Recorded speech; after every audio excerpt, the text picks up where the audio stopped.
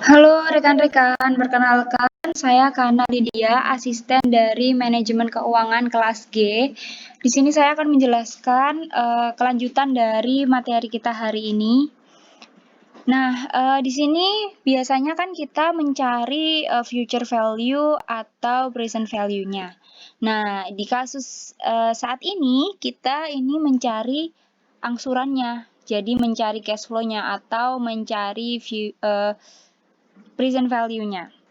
Nah, ini itu digunakan jika seseorang ingin mengetahui setoran tahunan mereka atau pembayaran yang diperlukan, yang digunakan untuk mengakumulasikan jumlah tertentu di masa depan. Ini namanya adalah sinking fund. Nah, ini adalah rumus, sebenarnya ini adalah rumus dari future value ordinary.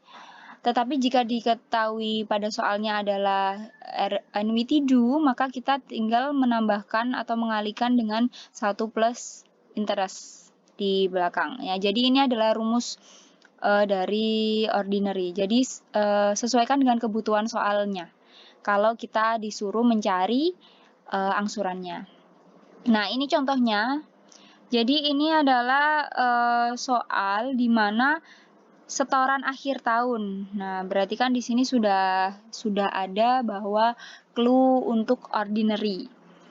Nah, ini menggunakan rumus future value ordinary biasa, lalu A sama dengan sekian, tinggal dimasukkan ke dalam rumus. Tetapi kalau nanti misalnya yang diketahui adalah annuity due, future value annuity due, maka kita tinggal mengalihkan 1 plus I atau 1 plus bunganya. Selanjutnya, ini adalah ketika kita mencari angsuran, tetapi yang diketahui adalah present value-nya. Nah, seperti ini. Ini sama seperti tadi ya. Jadi bisa menggunakan rumus dari annuity due atau bisa menggunakan rumus dari annuity ordinary annuity. Terserah, tergantung dengan kebutuhan soalnya. Nah, di sini ini adalah rumus dari present value annuity due. Jadi kan di sini adalah untuk mencari angsuran, berapa sih angsuran ketika kita diketahui sekian 5.000 dalam 40 bulan dan lain sebagainya. Ini tinggal dimasukkan ke dalam rumus saja ya. Jadi untuk mencari angsuran sebenarnya bisa menggunakan rumus biasa, dibolak-balik aja.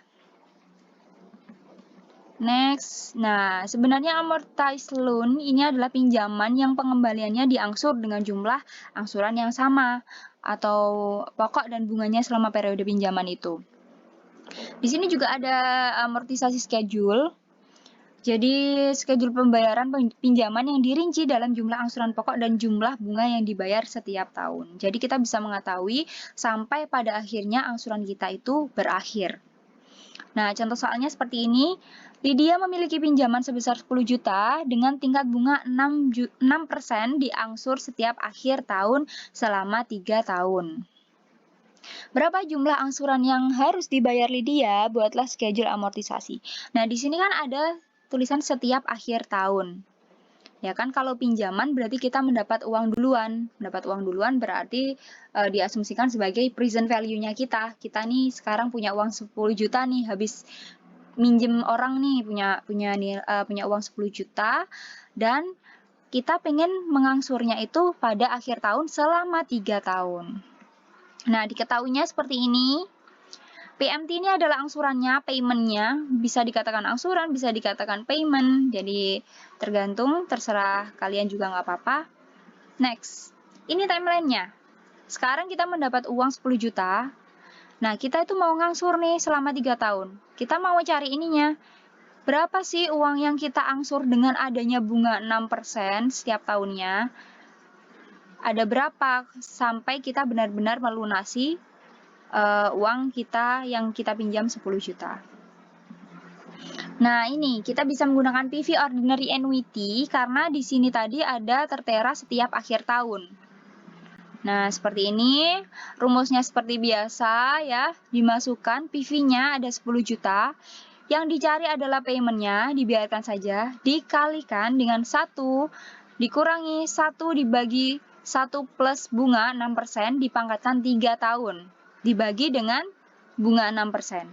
Nah, dihitung seperti ini, jangan lupa yang dihitung adalah yang di dalam kurung ini, hasilnya ini, 2, sekian, dan untuk mencari paymentnya, 2, sekian ini ditarik ke sisi yang sebelah kiri, jadi dibagi. 10 juta dibagi dengan 2,67 sekian, hasilnya adalah 3.741 sekian. Nah, 3.741 ini adalah angsuran yang kita keluarkan, yang akan kita bayar. Next, ini jika menggunakan Excel, jadi kita bisa ke formula, ke financial, pilih ke payment. Nah, tampilannya seperti ini, bisa rate-nya diisi 6%, N-nya 3 tahun, dan present value-nya adalah negatif 10 juta. Hasilnya akan sama, 3.741.98. Hasilnya sama ya. Oke, next. Nah, ini dia schedule amortisasinya. Jadi, di sini ada 5 kolom. Yang kolom pertama adalah saldo pinjaman awal tahun. Nah, ketika kita mendapatkan 10 juta, kita letakkan di baris pertama kolom 1, 10 juta ini. Jumlah angsurannya adalah jumlah yang tadi kita hitung. Nah, sekian. Tadi kita hitung ini. Ini adalah jumlah angsuran selama 3 tahun, jadi sama. Angsuran 1, angsuran 2, angsuran 3 ini jumlahnya sama. Bunganya 6% dikalikan dengan kolom pertama. Jadi 6% dikalikan dengan 10 juta. Hasilnya 600.000. Nah, untuk menghitung step selanjutnya adalah angsuran pokok pinjaman, yaitu jumlah angsuran di kolom kedua ini dikurangi dengan bunga. Jadi, angsuran pokok pinjaman adalah jumlah angsuran yang dikurangi dengan bunga. Hasilnya adalah 3.141.98 sekian. Saldo akhir pinjamannya adalah saldo awal dikurangi dengan angsuran pokok pinjaman yang sudah dipotong oleh bunga. Nah, ini adalah saldo akhir pinjamannya. Untuk tahun kedua, kita bisa menarik dari saldo akhir pinjaman tahun pertama ini, ditarik ke saldo awal pinjaman. Nah, sini, ditarik ke sini ya. Jadi dari sini dipindahkan ke sini. Jumlah angsurannya sama, perhitungannya jangan lupa 6%-nya dikalikan dengan 6 juta. Tidak lagi dikalikan dengan 10 juta karena kita sudah berpindah tahun dan sudah dipotong bunga yang pertama. Jadi kita kalikan 6.858 sekian. Hasilnya adalah 411 sekian. Angsuran pokok pinjamannya kita kurangkan dari jumlah angsuran ini dikurangi dengan bunga 400 sekian ini.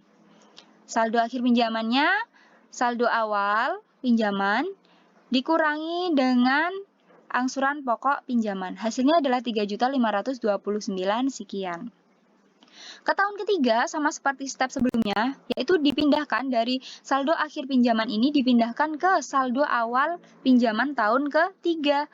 Jadi, saldo akhir pinjaman tahun kedua itu akan menjadi saldo awal tahun ketiga. Nah, jumlah angsurannya tetap sama, bunganya berubah lagi karena saldo awalnya sudah berubah. Jadi, bunganya 6% dikalikan dengan 3.500 sekian. Angsuran pokok pinjamannya juga begitu, jumlah angsuran ini dikurangi dengan bunga. Nah, hasilnya harus 0, hasil terakhir ini, karena kita sudah selesai membayar. Nah, seperti itu ya teman-teman semua penjelasan dari saya. Semoga membantu. Jika ada yang ditanyakan bisa langsung chat grup di WhatsApp grup praktika atau mungkin bisa langsung PC saya. Terima kasih.